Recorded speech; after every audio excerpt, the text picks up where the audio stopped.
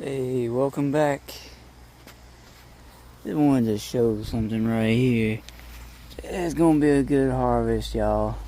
Look at that. These beans are doing phenomenal. I know I showcase these a lot.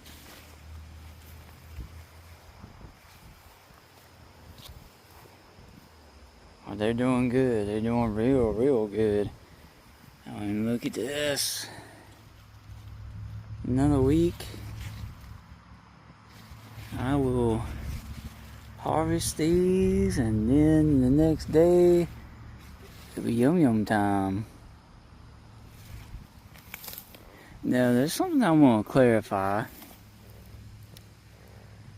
I said once before that the baking soda kills fungus, and that was incorrect. What's correct is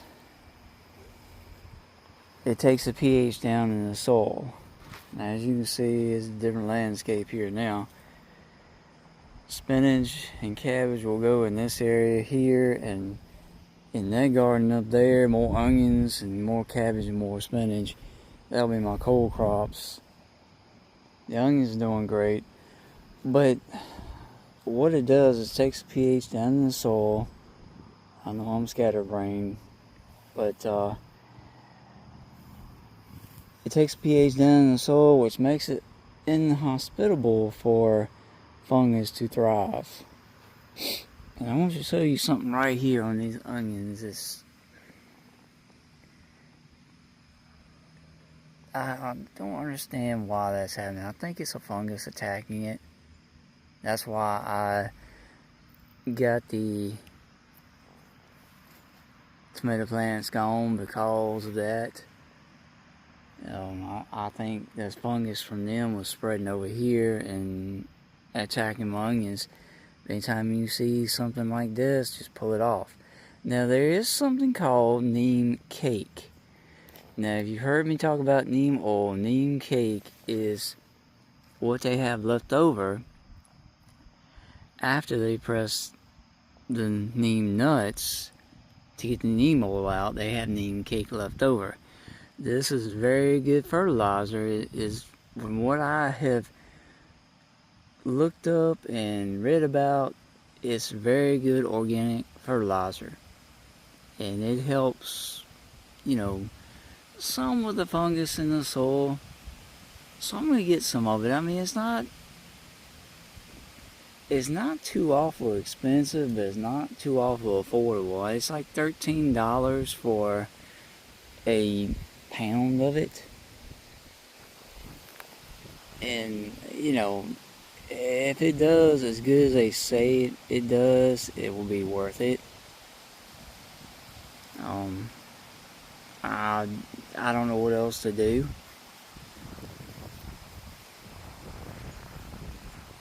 Because, I'm trying to be informative on the channel. And I show why things are doing so great and make so many shorts, because I want to spur people to start making their own food, or start growing their own food anyway. I'm going to try winter wheat, not this winter, maybe next winter. And I'm going to make bread from that. I mean, we can't rely on everybody else to feed us. That as Americans, we've all got complacent and gotten away from growing our own food. And that's not really what we need to do. Hey, Al, you didn't expect that, did you? I didn't either. But yeah, we need to be less complacent about what we do. I mean, if you're, look at that, that's a beauty right there.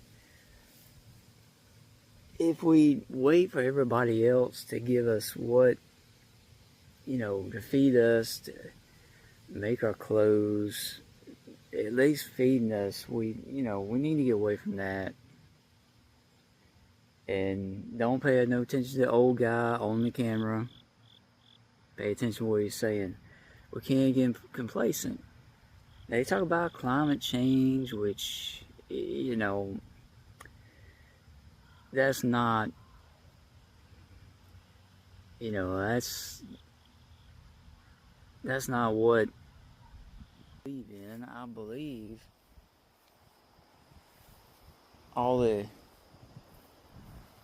all the supply companies are touting on that, and trying to raise the price. You know, they control what goes to the grocery stores. The farmer sends it to a supply company, and the supply company sends it to the grocery stores, and everybody has to make a profit. Well, they can stymie the flow. That's what about climate change makes it harder to grow food, and really, shit, yeah, that's harder to grow food. And I had a rough time with the tomato plants, and that's my fault. The pH in the soil and all of that, you know. Y'all ain't listening to a word I'm saying. You're probably getting over the shock of looking at an old ugly guy that just showed his face on here. But yeah, I mean, you know, this is not hard. I just planted these, I mean, not too long ago. This is my second planting. Like I said, I already have about 3 to 5 pounds in my freezer, and my wife has already fixed some of it.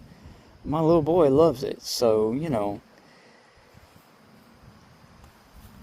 he probably likes this better than the store-bought stuff, which they use pesticides and chemical fertilizers and fungicides, and you can see, you know, I come out here and check the leaves. If you watch his shorts, stuff like this right here, you just pinch off.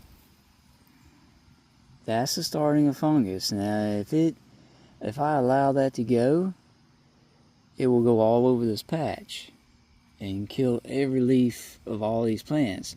But as long as you check, it's already started a little bit, and I see it all through here. Some of it's bug damage, but if that continues to go, it will kill everything in this patch. I mean, I've seen ladybugs crawl over it, and they help out a whole lot.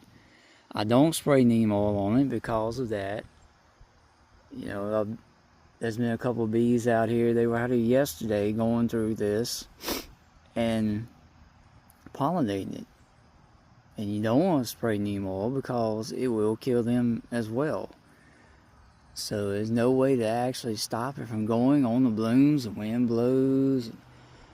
You know, sometimes the bees land on the leaves and go down into, you know, go down to the bloom, and you just can't control it. You don't want to kill the bees and the butterflies that are pollinating your stuff. At the same time, you want to control stuff like this. So you have to pull the leaves off when you see them. That's why we come out here and we check every so often. You can't just let it grow. And, you know, I'll come out here when it's time to harvest. And, you know, well, the farmers do that, yeah, and the farmers also spray fungicide on everything. They don't care about the bees pollinating it, and chemical fertilizers and all that. Just, you know, that's what I don't use. I do use neem oil when the plants first start, trying to keep the pest off of it and keeping the fungus off of it, hopefully. And it does a good job, but as soon as it rains, it washes it off. More leaves grow. I mean, that's just what happens. So, yeah, but look into neem cake. The cheapest I found is $13 for a pound. And that's before shipping. I found on Amazon. I haven't found it anywhere in any stores. So, you know, you can look around. If there's specialized stores in your area that deal in gardening stuff and they have it, grab it. It's a really good organic fertilizer. It will help the soil out, help the plants out. I'm going to order some and work it into the soil before I put my cold crops in the ground, I hope. Fall is coming quick, so I'll catch you on the next one.